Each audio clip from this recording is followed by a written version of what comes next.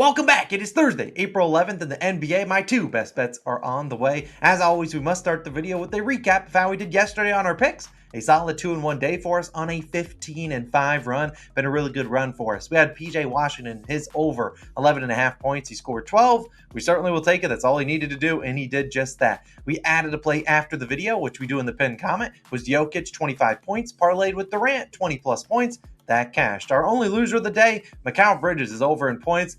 I was either going to take his points or his over in threes, and of course, get his over in threes. And then what happened? Well, he didn't play the final 16 minutes of the game. Everyone else came back in. He was the one guy that did not. And they even asked Kevin Ollie after the game, anything wrong with Mikal? He said, no, he's fine. So that's just how it is. We're only 3 games left in the NBA season for a lot of these teams. Some games 2, some teams 2. There's going to be some wonky things going. So I only have 2 picks in today's video. As I've been doing the past few days, I've been adding a play in the pinned comment. That's not going to happen today. There's only 2 picks in this video, and that's all I'm going to bet on today's NBA slate. Big slate tomorrow. We'll talk about that then, but I'm only going to do these 2 picks. So don't worry about coming back to the video and see if there's any added plays. I'm only rolling with these 2. And I have to do one last final reminder. If you haven't been tapped into the MLB Best Bets videos, bro, you're missing out on free money, man. We are 29-10. We've been just dominating in April. We've only had 1 losing day in April. It's been a really, really good start to the April, really to the season so far. So go check out those videos posted right before this one. You guys have been having a lot of fun in the comment section over there. So go show those videos some love if you aren't tapping in. But just like the MLB, we've been red hot in the NBA. Let's hopefully continue with another 2-0 day. Hopefully, we're going to dive right into the picks. As always, if you want to support us, you can join the DubClub, sign up with any of our sportsbook sign-up links or daily fantasy apps, all that stuff down below. The first pick of the day, we've been only straight bet of the day. We're going to have a same-game parlay in a few moments. Here we go. Josh Hart, over 8.5 rebounds, -140 on Bet365. Now, if your line is not -140, here's a couple things I would do. Number 1, I personally would play Hart to probably about -150, personally for this straight bet. I also don't mind about 9.5. However, I'd probably lower my unit size down to probably only a half a unit, maybe 0.75 a unit, not a full unit play at 9.5. I really don't know why we're getting an 8.5 rebound line, but I'm not going to complain. Now, Josh Hart, obviously one of the better rebounders in the NBA, despite being a guard. Now, if you look at Josh Hart and we look at how he's been doing, we know Josh Hart's going to play a lot of minutes. Well, the Knicks don't have a ton to play. Tom Thibodeau does not give anything. He does not. He will play these guys a ton of minutes. And I don't expect tonight to be any different as they're on the road in Boston. Now, if you look at Hart, since March, he has played exactly 6 games with OG Anunoby, who once again is scheduled to play tonight. In those 6 games, he had 19, 15, 13, 1, 9, and 13 rebounds. The last 2 games since OG's return, 17 and 21 rebound chances the last 2. So a lot of rebound chances. You might look at that. You see 1 rebound. What happened? That was a game he got ejected in. There is absolutely nothing we can do about him getting ejected. That is about as fluky as it gets. But that's probably not going to happen today. And we've seen him rebound really well. And why does he rebound well? Because, well, he doesn't really have much of a choice. Because, number 1, he's playing a ton of minutes. He played 46 minutes last game. But also, number 2, OG Anunoby makes his team much better defensively. And OG's also not a great rebounder. So OG's going to go out there, improve this defense, guard the number 1 guy, which takes Hart off of guarding the number 1 guy. And in turn, OG's not really a big, aggressive defensive rebounder. And so out there on the floor, you got Brunson, DiVincenzo, you got OG Anunoby, 3 guys that really aren't great rebounders. Outside of them, you got Josh Hart and Isaiah Hartenstein. Hartenstein's probably going to have to guard Kristaps if Kristaps plays, or Al Horford, 2 guys that stretch the floor if either of those 2 guys play. Like I said, I have no idea who the Celtics play because they've kind of been resting guys left and right. But at the end of the day, there's 3 guys out there that aren't really good rebounders, and it's going to be Hart kind of having to clean up the defensive glass. I also don't mind him getting some offensive boards too, because over the last 5 games when the Celtics have been tinkering with their lineup, doing random things, not really caring, they've allowed the 7th most rebounds per game and the 6th most offensive rebounds too. I mean, when you think about the Celtics, what they're really, really good at is limiting free throw attempts. So I don't mind Jalen Brunson's over. Everyone's going to be on it today. I don't hate it. However, Jalen Brunson's been relying on, 10 free throw attempts in the last 4 or 5 games. Celtics have been barely giving up 10 free throw attempts as a team. So I don't expect Brunson to get to the line a ton. He could still hit his over in points, but if he's, shooting shots that maybe he doesn't get a foul call for, there's going to be some rebounds in there, and maybe Hart sneaks in and grabs 1 or 2 boards, maybe even 3. I don't care. He could grab 10 offensive boards. We know Josh Hart is the guy that's going to give you 100%, 10% effort any given night. We've seen a lot of guys have good rebounding games against the Celtics recently. Last 5 games, 7 players have had 12 or more rebound chances against the Celtics. Those players were Pat Bev, he had 10 rebounds on 13 rebound chances. Bobby Portis, 10 on 14. Brook Lopez, 6 on 15. Keegan Murray, 11 on 16 rebound chances. The Ayton, 14 on 17. Jabari Walker on the same team as Ayton, 18 rebounds on 27 rebound chances. Then Sabonis, 16 rebounds on 29 potential rebounds. I mean, at the end of the day, like I said, Hart is one of the better rebounders the NBA has to offer. He's always giving you that extra effort, and that's all we're asking for here is him to go out there and grab some boards. I don't know who the Celtics play tonight, but I do know Josh Hart's going to play a lot of minutes, and if they want to play, the Celtics want to play their regular starters the first 3 quarters, then put in the bench, the bum squad in the fourth, go for it, because Hart's going to be in there and he can grab some rebounds if those guys are clanking their shots. I mean, he's just too good at rebounding the basketball. I got to play this. His last 3 games against Boston this season,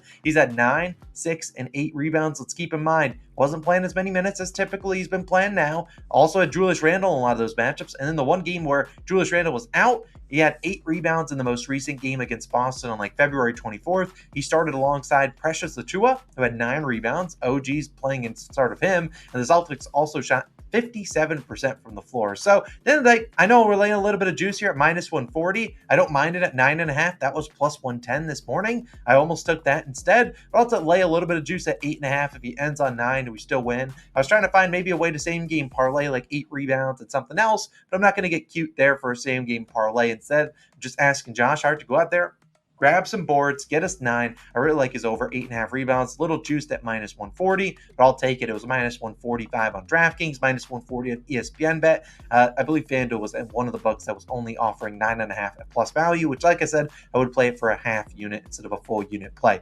Second pick, we're going to go to the late night game. Warriors on the road taking on the Blazers. I'm going to a 3-leg same game parlay, only counting on Portland Trailblazers, because I'm going to DeAndre Ayton, 20-plus points, and Scoot Henderson, 15 points and 7 or more assists. Now, there's a couple different things you can do here. Number one, if you're like Austin, I can't do same-game parlays, I'll answer that question in a second. But first, the odds are plus 150 on Bet365, playing this for 1 unit to win 1.5, so let's hopefully cash this one out. Now, like I said, if you don't have the ability to take 7 assists, I don't mind Scoot's regular over, which is 7.5, and that would probably be my pivot if I were to just say, hey, I cannot do SGPs, I can only do individual lines. It's probably going to be Scoot either his assist line, which is 7.5, might even go to 8, 8.5, or his over in points plus assists, which is about 25.5, 26.5. However, I like this matchup for both these two fellas, and I really like this SGP at plus 150. You could take him for 8 assists if you wanted to. That got you plus 190 on FanDuel, or if you want to lower him down to 6 assists, that's plus 105. But let's talk about these two fellas and why I like it. Now,